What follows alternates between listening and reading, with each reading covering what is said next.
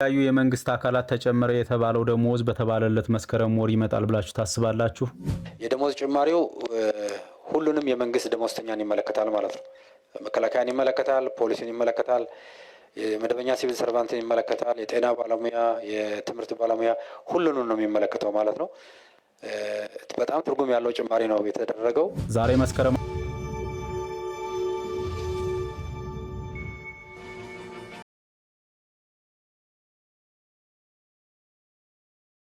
ሰላም የቻናላችን ቤተሰቦች እንደምን አላችሁ? ትናንትና እንግዲህ ምሽት ላይ አንድ መረጃ አጋርቻችሁ ነበረ። የመንግስት ሰራተኞች የደሞዝ ሁኔታ በአዲሱ አሰራር መሰረት በአይኤምኤፍ እና በተለያዩ ጉዳዮች እንደሚራዘም ጠቅሼላችሁ ነበረ። ያ ደግሞ ከአንዳንድ ከውስጥ ከወጡ መረጃዎች የደረሱ ኢንፎርሜሽኖች ነበሩ። ብዙዎች እንግዲህ ማህበራዊ ሚዲያ ላይ ሲያዟዙሯቸው የነበሩ መረጃዎች ነበሩ። እነሱን እንግዲህ አጋርቻችሁ ነበረ።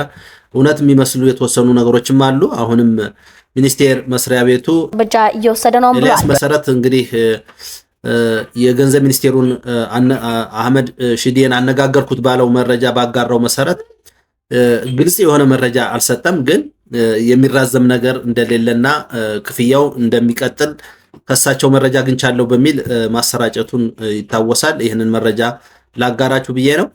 ምናልባት ግን እዚህ መረጃ ላይ መሰረት እንደምታዩት እንግዲህ ከመሰረት መረጃ ላይ የተወሰኑት ክፍተት እንዳለባቸው ያሳያል።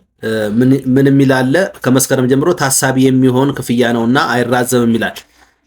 ስፔሲፊክ ይከፈላል አይልም። መስከረም መጨረሻ ላይ ይከፈላል ሳይሆን የሚለው ታሳቢ ሆኖ ከመስከረም ጀምሮ ታሳቢ ሆኖ እንደሚከፈል የሚገልጽ መረጃ ነው የተላለፈና ከውስጥ የወጣው መረጃ አሁንም ጥርጣሬውን በደንብ የሚያሳይ እንጂ የገንዘብ ሚኒስቴርን ንግግር እንግዲህ ተናግሯል ብሎ ኤልያስ መሰረት ያወጣው መግለጫ ብዙም ኮንፊደንሻል አለመሆኑን ነው የሚያሳየው። ለማንኛውም ግን ገንዘብ ሚኒስቴርም ሆነ የሚመለከተው የመንግስት ተቋማት ሲቪል ሰርቪስ ኮሚሽንም ትክክለኛ መረጃ ሲሰጡ ወይም ትክክለኛ በህጋዊ ሚዲያ ተረት እንግዲህ የሲቪል ሰርቪስ ተቋም ወይም የሲቪል ሰርቪስ ኮሚሽን ማብራሪያ እንግዲህ አንድ ባለሙያ ሰጥተውኛል ያለው ኤልያስ መሰረት ማን ይስጡ እንግዲህ አንድ የሲቪል ሰርቪስ ሰራተኛ ነው ያለው። ስለዚህ ኦፊሻል የሆነ መረጃ አይደለም። ስለዚህ እሳቸው በሰጡኝ መረጃ መሰረት ምንም ነገር የሚቋረጥ ነገር ወይም የሚራዘም ነገር የለም። መቋረጥ ሳይሆን መራዘም ነው። አይከፈልም ማለት አይደለም። ይከፈላል ግን ይራዘማል። ቀኑ መስከረም ላይ ሳይሆን ይራዘማል የሚለውን ቃል እናደርስ ይሆናል። ለጊዜው እንግዲህ ይህንን መረጃ ወደ እናንተ አድርሻለሁ። ስለነበረ ቆይታ አመሰግናለሁ። መልካም ጊዜ